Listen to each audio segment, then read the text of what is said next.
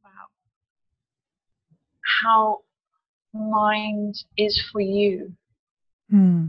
and how that feeds into your work. Could you explain a little about that? Mhm. Well, that's the hardest thing to explain because it's so everything. Mm. So to try to encapsulate what is everything in a word, which is a form, of course, it seems to me it's what most spiritual teachers, if they are true teachers, are trying to do, is to express what cannot be expressed in some word or in a gesture, even in any way they can, and just in their own beingness. So we know the set definition for mind in the three principles world is the energy and intelligence of all things, whether in the form or formless. And that came from Sydney Banks. My own experience has been that mind is everything. It's everywhere. It's not separate from you or me. It's not separate from the air between us, the space in thousands of miles or inches. Um,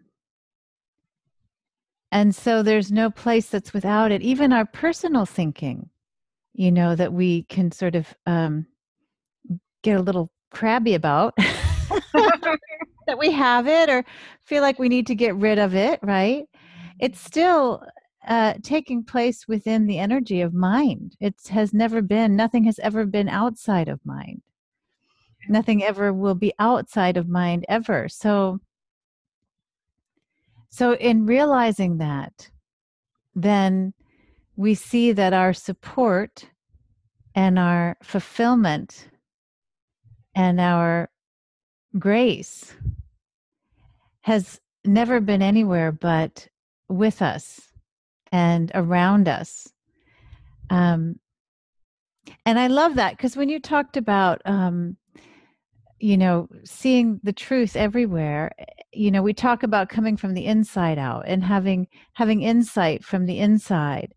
And yet also we recognize that when we go to sit with a teacher of the three principles or otherwise, that somehow the truth appears to be coming from outside, or if we go for a walk in the woods, um, for me, I've had trees show up to be a teacher for me in the moment.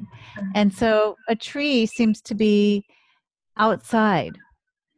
And yet what we start to realize is that inside, outside is no difference. It's one thing. So there's less of a sense for me of localizing who I am or what I am.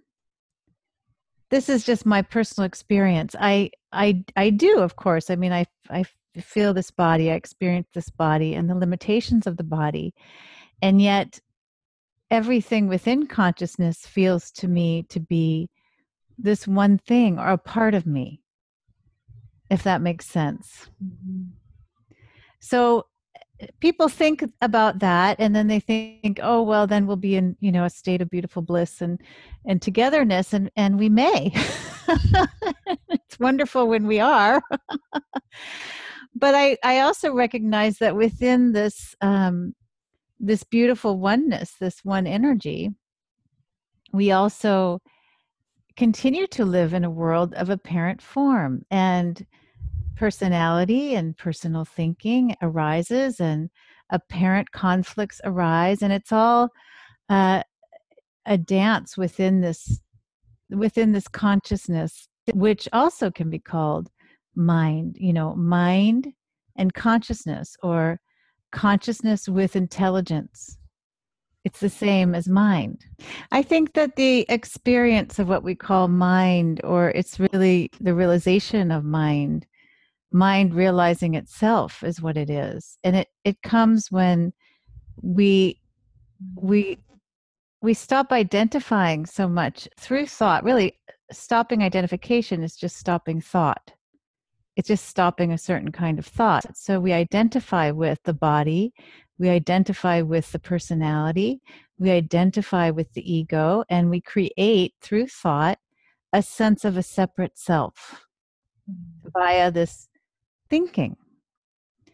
And when we start to see through that, and that thinking starts to go or dissolve, then we have this experience of not being a someone, but of being this energy that is the source of it all, that is playing the game. It's almost like, how children play those finger games where you can make a rabbit and you can do shadows on the wall. So it's like this energy is capable of creating shadow figures, and the shadow figures begin to look real, and suddenly it's frightening and scary, and here we are making them up. And we're getting very terrified by the war we've created on the wall, and so so there's this, it's like, it's all, that's why people say it's all an illusion.